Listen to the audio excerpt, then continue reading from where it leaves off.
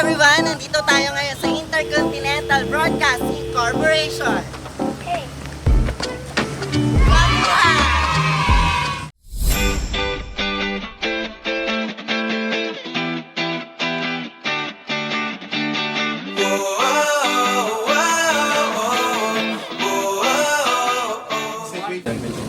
Okay, I am Jess Cadupo, the News Production Supervisor. Normally, our work is to produce the newscast daily, on a daily basis.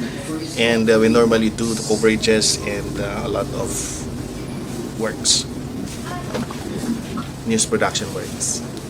As a supervisor of the production at IBC30, what are the advices would you offer to broadcasting students who are interested in pursuing a career in news reporting and writing? Okay. First, you must be willing to learn, and you have to embrace the responsibility of being a journalist. Dahil hindi mo talaga maintindihan ang trabaho kung yung utak mo'y nakakahon ka lang. So, dapat medyo flexible ka, hindi ka nagbibilang ng oras, hindi ka nagbibilang ng trabaho, dahil ang trabaho ng bilang journalist wala siyang fixed na 9 to 5 lang ako, 8 to 4 lang ako, or just like the usual office hour. It is a routine na it could be 24 hours daily or less. Minsan madalas kulang pa yung araw. So that is the work of the journalist. That you have to love your craft. Otherwise, hindi mo talaga siya makakayanan o hindi ka talaga magsasucceed. Okay. Earlier nga po, we had small talk with Miss Princess and sinabi niya nga po sa amin na hindi daw po fix yung schedule. Like, kailangan ko, parang kulang pa daw po yung 24 hours. That's how she described the job description. And you need to be okay palagi daw po in order for you to, bago humarap sa camera and bago pumasok ng office. Another questions that I could ask po is, how can aspiring students hone their news writing skills and adapt to the specific requirements of news reporting in the Philippines? Ang news writing kasi at saka news reporting is sometimes magkakaiba sa kada network. And for example, bigyan ko kayo ng example. Magkakaparehas kayo nandoon sa isang press conferences but magkakaiba kayo ng anggulo ng storya. So depende kung ano yung inyong bubuuhin na storya. Ang news writing, it depends. Normally, you will learn how to write stories along the way. That is why kailangan minsan na you observe very carefully and then mag-take note ka that nobody would tell you what to do and how to do. Ikaw ang mag-observe on your own.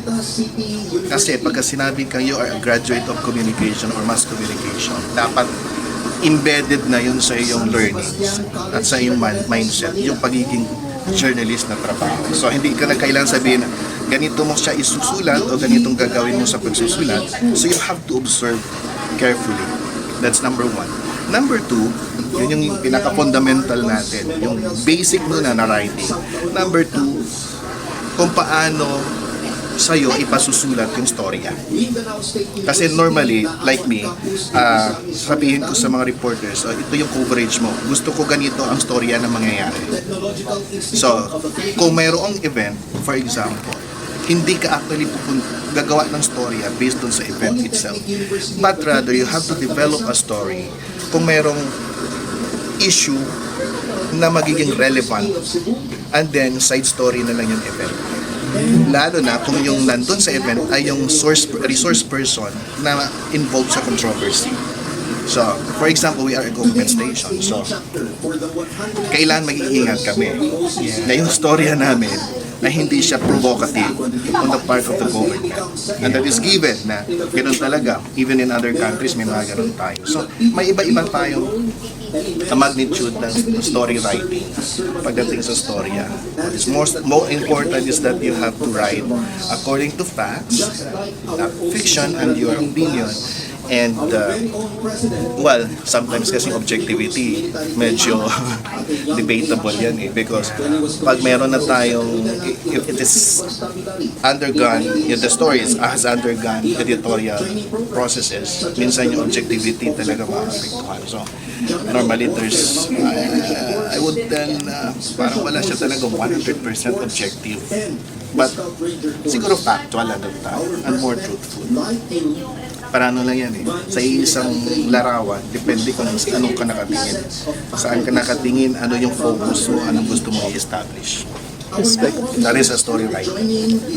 We went inside earlier wherein the editing, the recording is happening, the voiceover, and I met one of the hosts there, which is Mr. Patrick, and he's so nice, he's so guapo.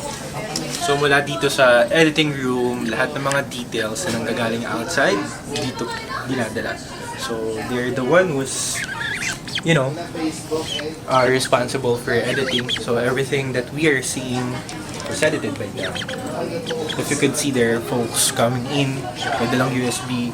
So those are the edits na nagawa nila kuya. So if you guys could see, meron tayong 3 editors, so kaya lumabas. And these are the tapes. So all the tapes that they had, like, if you guys could see, that's President Duterte's inauguration. Tape 2, tape 3, June 30, 2016. So that's the date of inauguration. Aside from that, there's something, you know, sobrang interesting inside this room, which is this. This is the voice-over room where I could share you guys the experience through the vlog, you know. Di ko man kayo masasama dito, but I can make you feel how does it feel. So I'll just close the door for 2 seconds and share to you what's the feeling inside. Hello. So, it's very suffocating, to be honest. Like, feels like nasa universe ka and you're alone. Siguro this is the best place for you to, you know, pag gusto mong mag-isip, but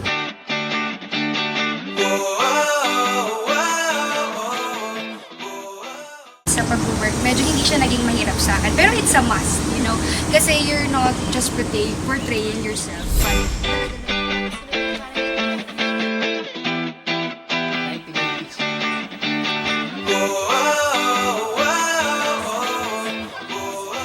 Hi, I'm Greg Gregorio and I'm currently the executive producer for the Tutok 30 News program of the IBC 30. As executive producer for IBC 30, what role do you play in shaping the network's content, and what types of programs or segments do you typically work on? As executive producer of the news program, I sit with our supervisor, so Jessica Duco, who's the one who you guys interviewed before me. So we plan the content, or what will be the content of our news program on a daily basis. Well, normally we start our planning for the day's program, even the day before. For example, may yung airing ng program. Kahapon pa lang, pinag-usapan namin na sinimulan namin planuhin kung ano yung mga ilalabas. We try to parang line up things or subjects or what do you call this, kung ano yung mga issues na pwede i-work out as a before isasama sa program on a daily basis. For example, we have two stories today which are about the impact of El Nino on the fishery industry or the aquaculture. Kahapon yun na cover, pero hindi namin ginamit kahapon because we planned it to use it today, and also may coverage kasi kahapon na hindi na umabot sa lineup. Para kami mag-cover ng ganitong event. Pero syempre iba yung maaaring iba yung appreciation nila, iba yung angle nila. If I heard it right kanina, sinabi rin ni Sir Jess na kanya-kanya ng angle, diba? So kami, gano'n din kami dito. For example, sa event ni Pangulo, maaaring sa iba, ang angulo ng story ay, kumbaga, angle B. Kami, angle A. For example, yung iba pa yung ng mas detalyado. Kumbaga may issue kasi. Tapos, sumagot si Pangulo, tapos parang hindi maganda yung sagot niya. Maaaring sa ibang stasyon, ang angulo nila, hindi maganda yung sagot ng Pangulo. Pero ang angulo namin, since we're under the PCO, sumagot ang Pangulo. you get the point. Parang we're, kumbaga, if we're talking about an apple, we're talking about the same apple. It's just that they're looking at the different side of the apple. So, part din yun ang trabaho ng executive producer, how do we want, kumbaga, not necessarily twist yung story, but to air it as fair as possible. Because we're kind of limited, because we're under the guidance of EPC. Otherwise, papapagalitan ko. Dun sa usapin ng balance, hindi naman dahil under PCO kami, we just air your side of the palace or side of the president alone. We also try to incorporate sides from other lawmakers if there are contradicting statements or statements against the president, or even we also try to get the perspective or point of view ng mga tao. So we also do mga interviews sa streets, we call that man on the streets. We do interviews from the people themselves, then try to incorporate it sa story about the president. If there are any issues regarding the presidency, or for example, yung 1 year ni president sa term niya, sa presidency, we ask people kung anong tingin nila. We also incorporated someone else's view from the House, from the Senate, from other lawmakers, or other, it's just that time kasi naman we had time constraints, so we weren't able to get feedback from economists such as that, or any other person of sorts for that story. But sa accuracy, mahigpit ako sa kanila kapag data kailangan and issues, kasi mahirap kapag report ka lang ng about sa issue, lalo na pag hindi ka familiar sa issue, kasi sabi nila, di ba, sa time na ngayon na lahat ng post sa online, may perpetual sense na kapag na-post na siya dyan, it will be there forever. Kahit na burahin mo siya, kung saan mo man tingin, someone might have copied it or downloaded it, then makabalikan ka kung mali yung reporting. Kaya kapag ka-issues yung story, I sinisiguro ko sa kanila na alam nila yung background stories para yung sulat nila, or sulat namin, yung report namin ay hindi naman saliwa or tama or accurate sa nangyari, kasi ayaw natin ng fake news kahit dito sa IBC. Ayaw natin ng fake news, ayaw natin ng misleading stories, tapos lugi yung taong bayan. And